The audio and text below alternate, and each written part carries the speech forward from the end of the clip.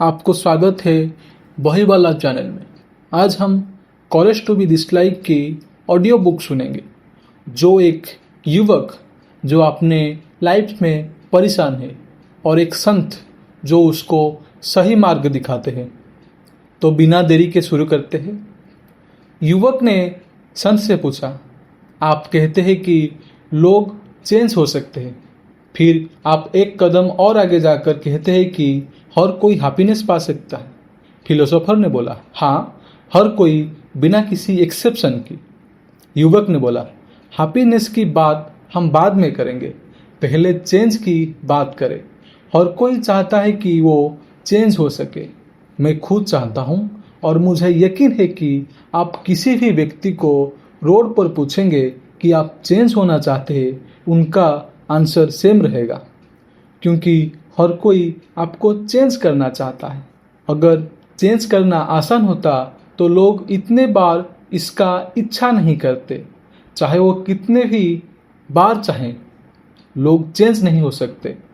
और इसी वजह से लोग बार बार न्यू धर्म, सेमिनार और प्रार्थना को अपनाते हैं और उसमें ही फंस जाते हैं, जो कहते हैं कि हर कोई चेंज कर सकता है। क्या मैं गलत हूँ? फिलोसोफर ने बोला, अच्छा, इसका जवाब मैं पूछूंगा कि आप इतने जिद में क्यों कह रहे हैं कि लोग चेंज नहीं हो सकते। यूथ ने बोला, इसका रीज़न मैं बताता हूँ। मेरा एक फ्रेंड है जो कई सालों से अपने रूम में बंद हुआ है।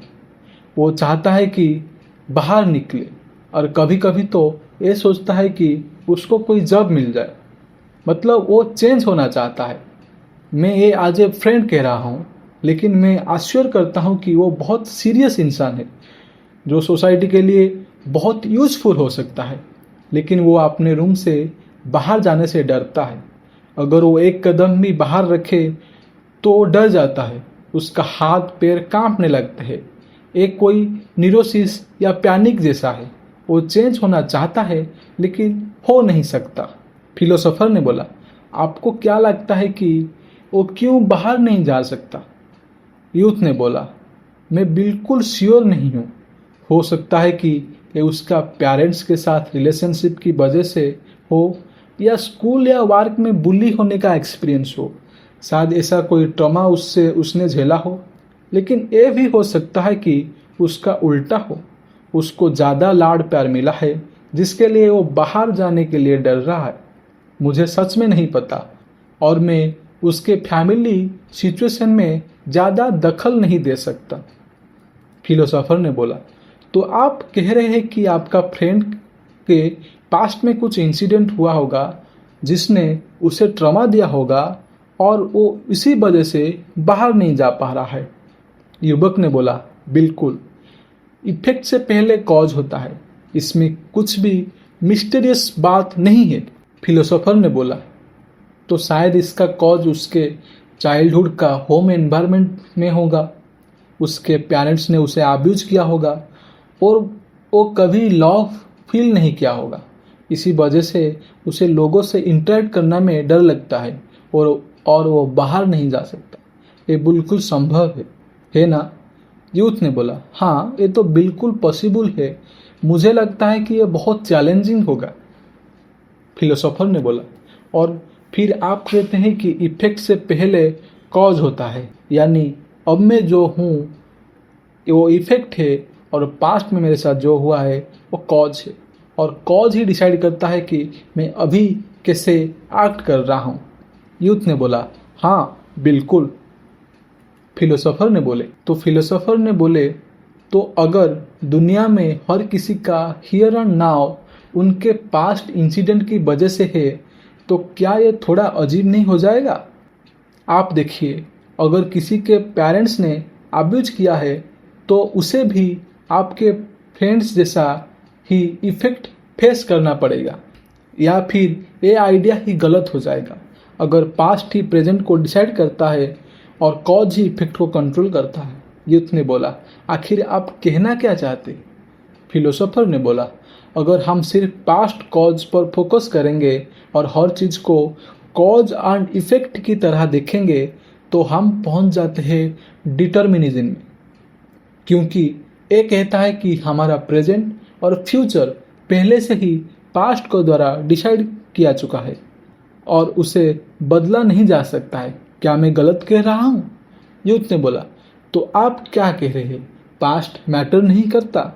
फिलोसोफर ने बोले, हाँ, यही आल्डेरियन साइकोलॉजी का स्टैंड पॉइंट है। यूथ ने बोला, समझ गया, लेकिन देखिए, अगर आपकी बात मानी जाए तो इसका मतलब ये होगा कि मेरा फ्रेंड को बाहर ना जाने का कोई रीज़न ही नहीं बचती, क्योंकि आप कह रहे हैं कि पास्ट इंसिडेंट मैटर नहीं करता। सॉरी, लेकिन ये तो बिल्कुल अनएक्सेप्टेबल है। कुछ तो रीज़न होगा इसका आइसोलेशन के पीछे, कुछ तो होगा, वरना कोई एक्सप्लेनेशन ही नहीं बचता। फिलोसोफर, हाँ, कोई एक्सप्लेनेशन नहीं रहेगा। इसलिए आल्डेरियन साइकोलॉजी में हम पास्ट कॉजेस की जगह प्रेजेंट गोल पर फोकस करते हैं। यूथ ने बोला, प्रेजेंट गोल? फिलोसोफर ने बोले, आपका फ्रेंड इनसिक्योर है, इसलिए वो बाहर नहीं जा पा रहा है। इसे उल्टा सोचिए, वो बाहर नहीं जाना चाहता, इसलिए वो अपने लिए एंग्जाइटी क्रिएट कर रहा है। यूथ, हाँ? फिलोसोफर ने बोला, ऐसे सोचिए, आपका फ्रेंड के माइंड में पहले से ही भरा हुआ है कि वो बाहर नहीं जाना चाहता और उसने उस गोल को अचीव करने के लिए अपने अंदर एंजाइटी और फियर जैसे कंडीशन पैदा किया है। आल्डेरियन साइकोलॉजी में इसे टीलियोलॉजी कहा जाता है। यूथ ने बोला, आप मजाक कर रहे हैं? आप कहना चाहते हैं कि मेरा फ्रेंड अपने एंजाइटी और फियर को इमेजिन किया है, तो आप ये तक कहेंगे कि वो प्रिटेंड कर रहा है कि सीख होने का? फिलोसोफर ने बोले, वो प्रिटेंड नहीं कर रहा है, उसके अंदर जो एंजाइटी और फियर है वो बिल्कुल रियल है।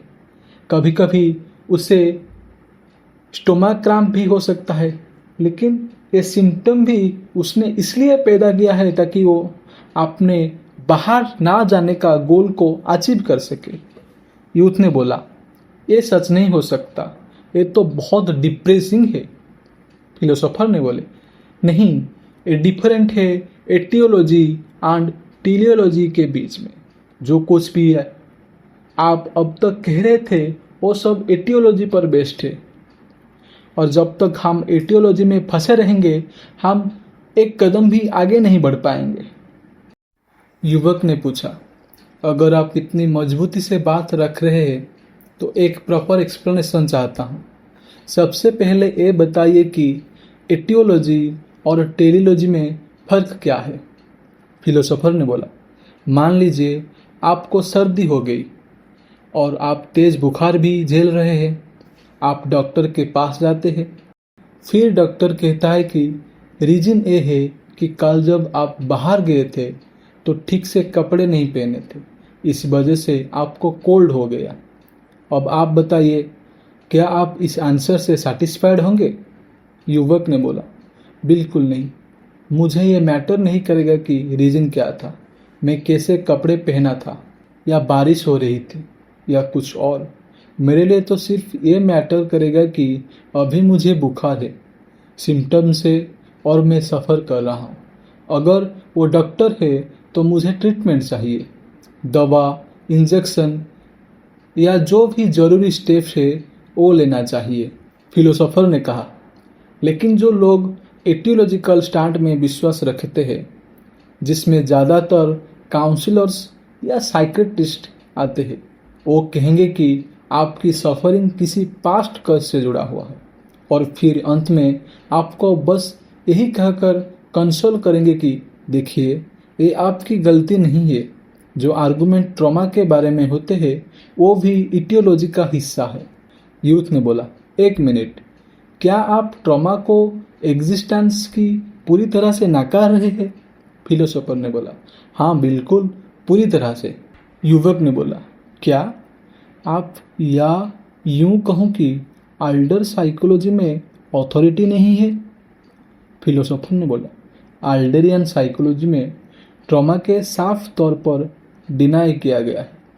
यही उस समय की बहुत ही नया और रिवोल्यूशनरी पॉइंट था। बिल्कुल, फ्रेडियन व्यू ऑफ ट्रॉमा फैसिनेटिंग है।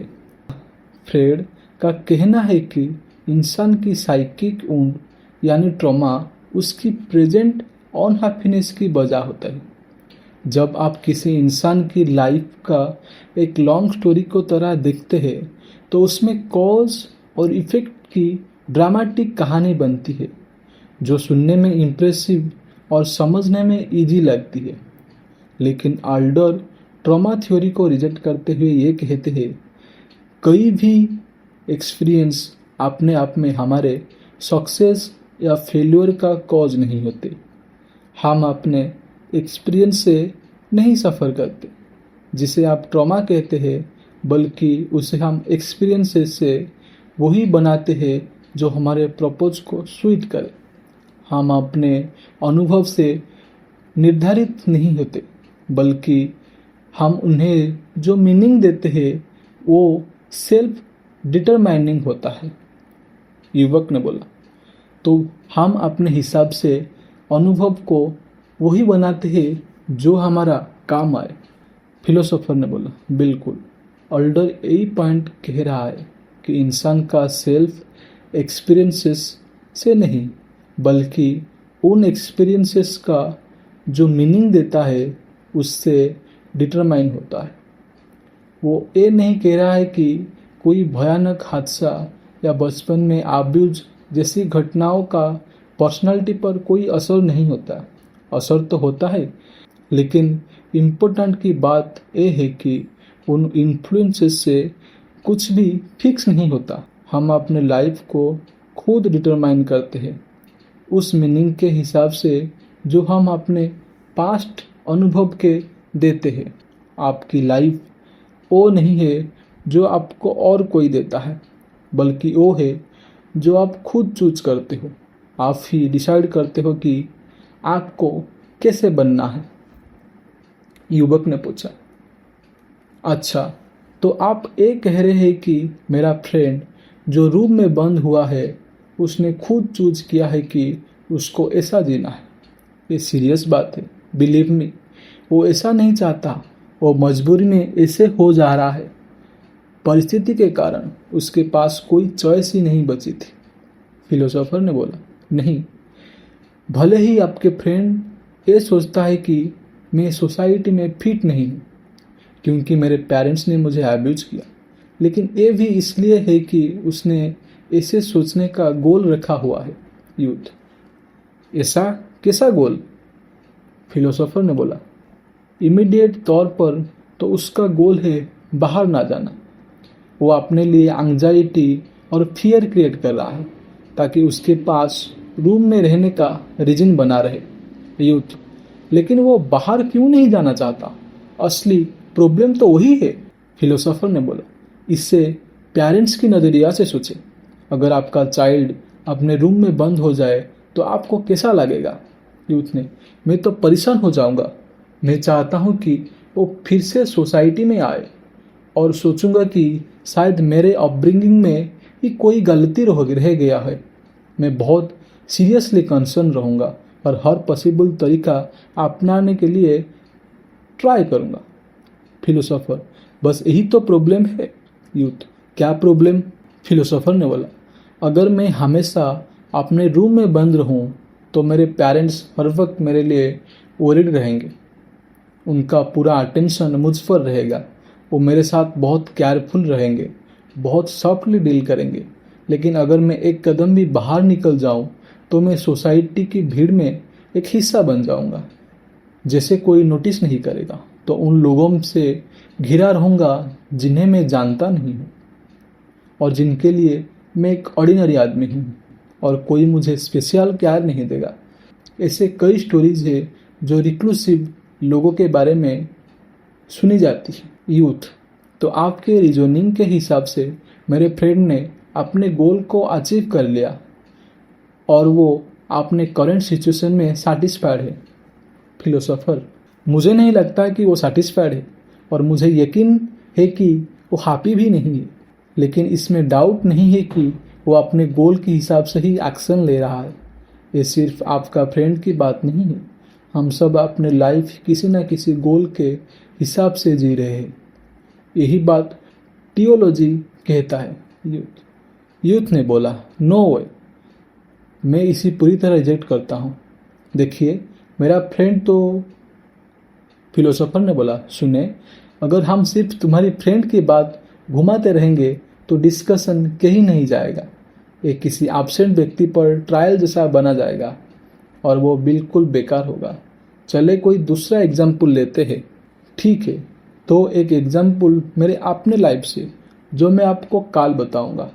फिलोसोफर ने बोला, ओ, मैं पूरी तरह सुनने के लिए तैयार हूँ। अगर आप सुनना चाहते हैं तो आप भी हमारे साथ जुड़े रहिए नेक्स्ट एपिसोड के लिए, जिसमें हम बात करेंगे फिलोसोफर की आंसर्स एंड कई क्वेश्चन जो रेज किया गया है एक यूथ के द्वारा फिलोसोफर की आगे।